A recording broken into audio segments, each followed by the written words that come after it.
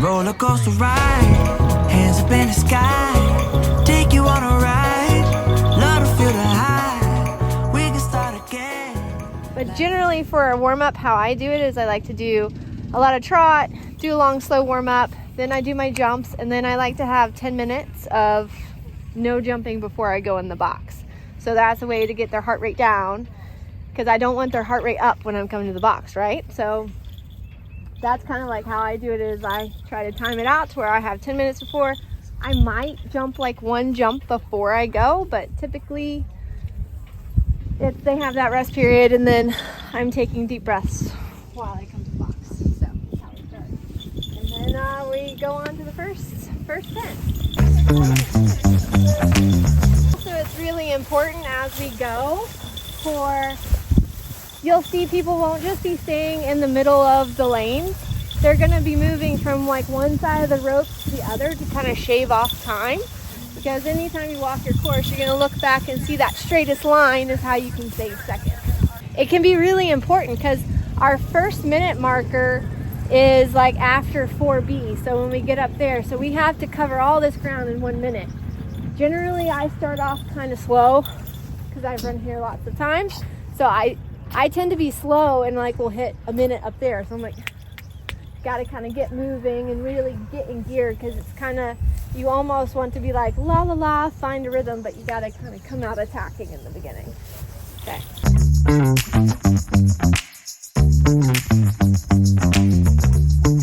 So this is like another just getting our gallop. You'll see this fence has the mem clips on it.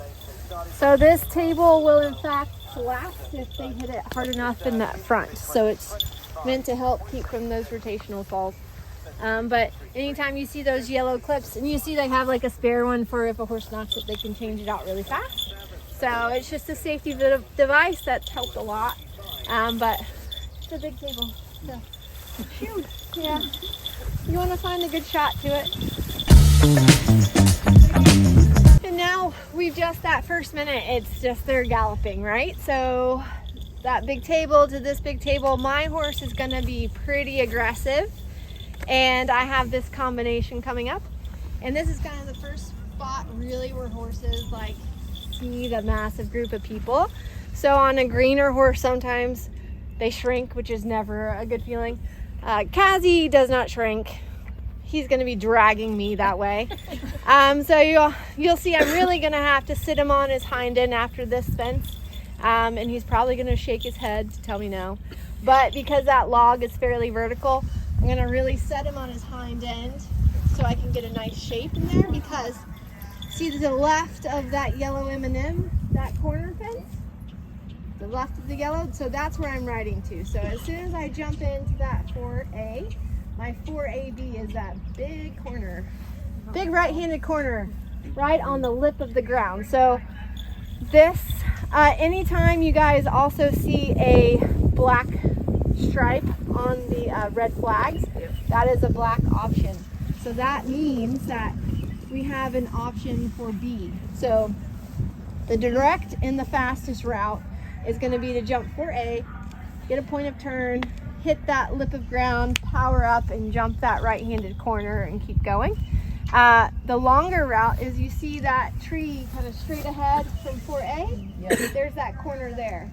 So you could stay out, and the corner is a little bit smaller, but it's kind of a harder turn, and you're going to waste. If I just ride the line, get the good shape in, do a point of turn, and set my line to that corner.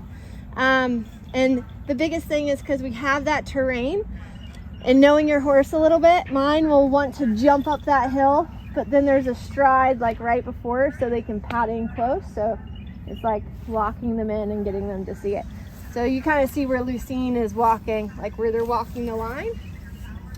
Like that's essentially, that's what everyone's going to be fretting on, of where we want that angle. Because when you have that corner, if you come in too much of a slice like this, you get that run out to the right for you. Or you can help yourself and square it like you're cutting a piece of pie, but then you have a longer backside. But I'm on a Scopy horse who has known to have a right drift, so I'm gonna like try to cut that piece of pie a little bit when I come to that fence.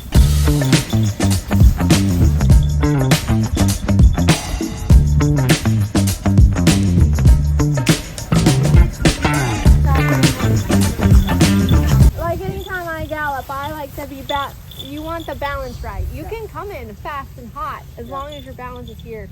Your balance is here is when they hang legs, and then that's when you make the mistake.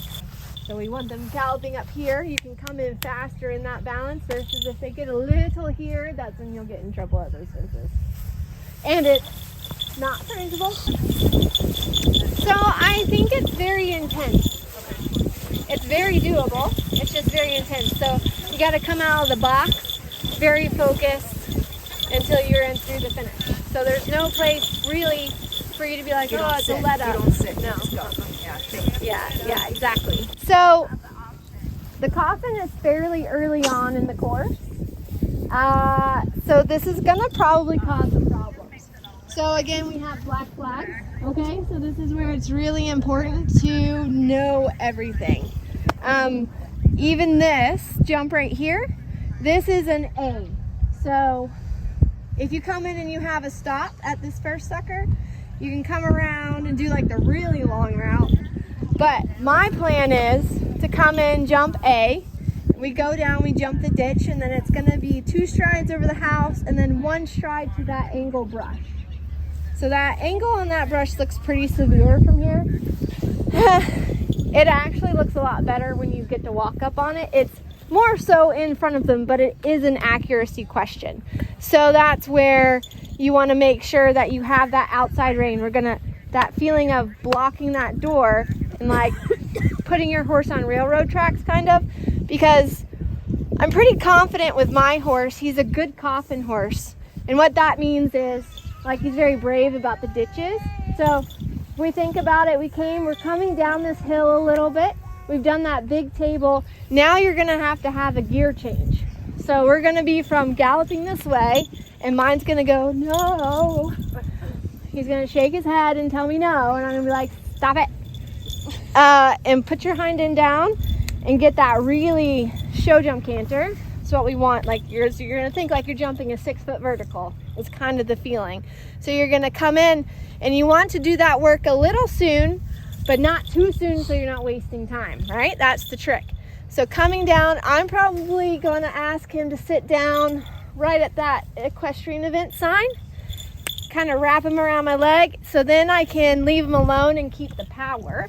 So then I can land, keep my leg, and just kind of funnel him through. So he's going to be looking for that. That's what I hope. Anyway, this is an A, B, C, D, E combination.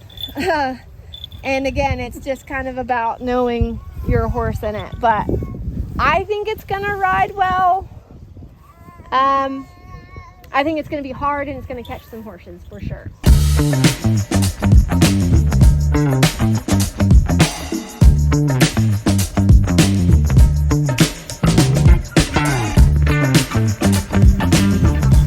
This combination, it looks fairly simple, but the way they've scalloped the brush, that's pushing you a little bit towards the brush line there. So if you were to walk this in a, which you're gonna see some horses do this in 4 strides. I didn't think that, and if you do this in a direct 4, you're almost making that be like a corner. I don't want to jump corners on my horse. So if I can make it a little straighter through just keeping coming with my rhythm and just riding the line that the jump is making me jump, right? Not fighting it. So he's gonna go towards that right string that over there, and I'm just gonna keep coming and the 5 will be right there. But there could be a blip on this if someone comes in a little hot, goes in for the direct line, and the horse says nope, boop, pops off to the right. It'd be stupid 20. You'd kick yourself for it because that's just you trying to be fast and make a mistake. So sometimes it also depends on that brush down there. Yeah. That was the sticky brush. If they hit that a little bit and they go, yeah, that didn't feel nice. Yeah. They're gonna ping the crap out of this. Means you're gonna jump a little bit steep. So I just think the 5 will actually ride nice in a nice rhythm, and you're not, if you come in and hammer and get a long flyer, Yeah, and then you've got a big table coming up down at the bottom, you know, you got some bigger fences coming. So, you know, again, like I think it's all cumulative. So it depends on now if I was on Johnny, my black 5-star horse, I'd be like, oh yeah, it's 5. Johnny could pat it and do 4, or I can come in and angle it and he'll find the flags and do it in 4. Yeah. You know, all those things. But I have a very different horse. Yeah. So, you know, just in thinking about it, like, again, those stickies on that angled brush, and then you have this scallop, my horse is gonna jump the snot out of it. So I for sure know I'm just gonna keep coming and make a nice 5. Yeah. Not really make a fuss of it. And this is on my minute marker, 2 minutes. So we've done all that in 2 minutes. Actually, it's like 20 meters past B, so that's where we should be at 2 minutes. So that's pretty quick. Yeah, this is a big boy, but this is just a gallop fence. So coming downhill, we're going to make sure we keep their head up. It has a good ground line on it, so this was not a breather, but you can take a breath a little bit.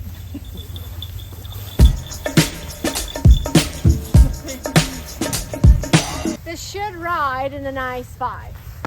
Just, you're gonna land on that, get your eyes on it, make your point of turn and keep coming. It's gonna be like right here. So that's 3 minutes of work.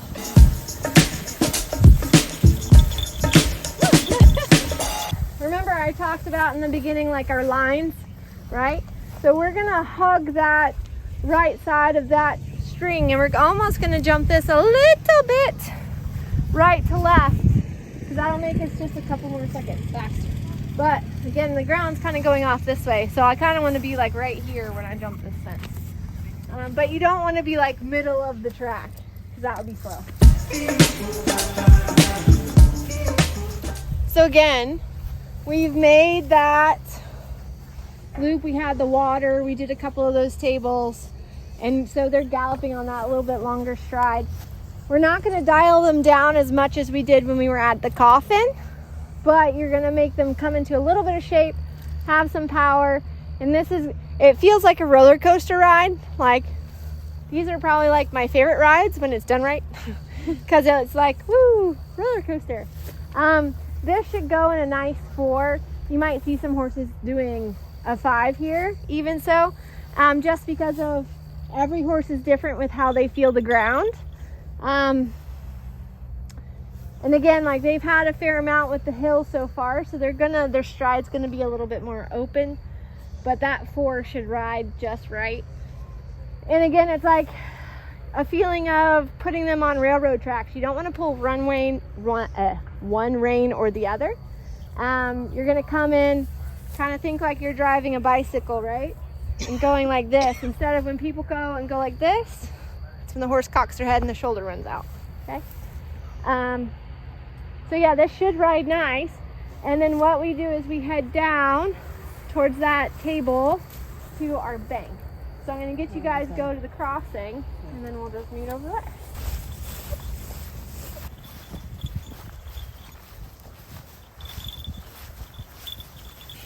We've just come down the hill. You've done the 4. They're a little open coming down this, and this is a fairly decent sized box. So the left side is a direct route.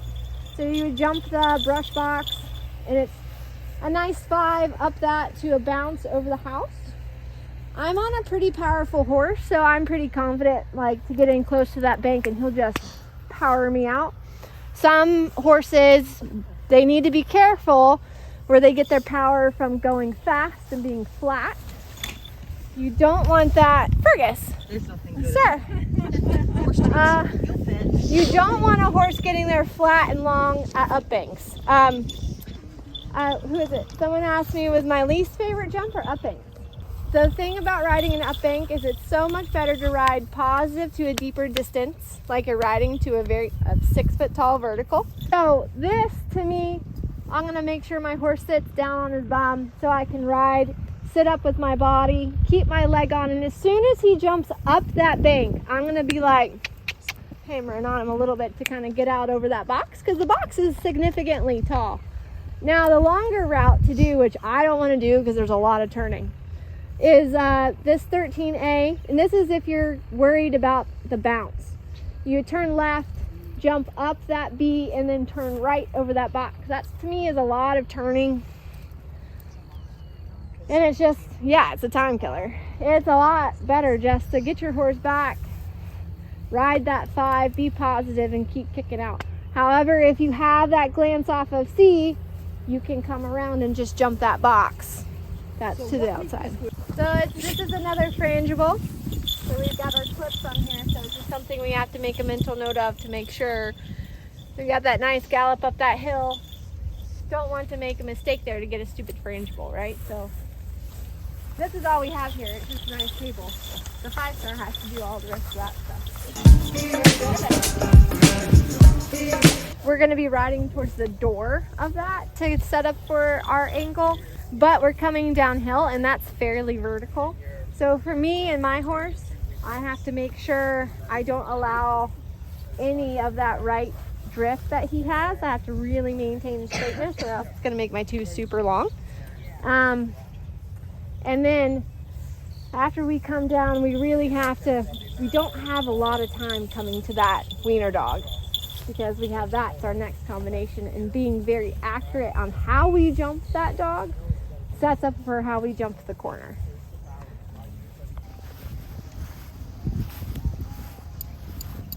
Okay, so again, for me and my horse, he's going to be coming downhill and he's going to be probably a little carriage horse feral. So I'm going to really I need to sit him back or else he'll just be belligerent, and I need to make sure he's not.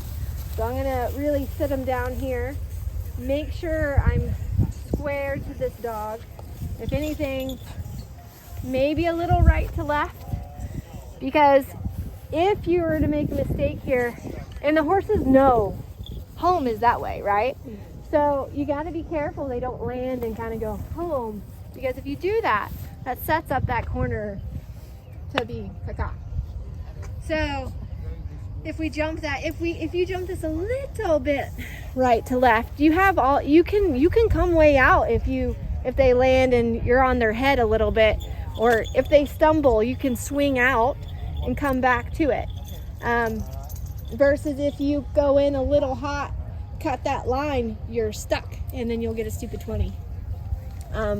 That corner it should ride decent. You just come in, it will be a point of turn. If you ride it perfect, the 5 will look pretty, like we're not even working, and that's the goal.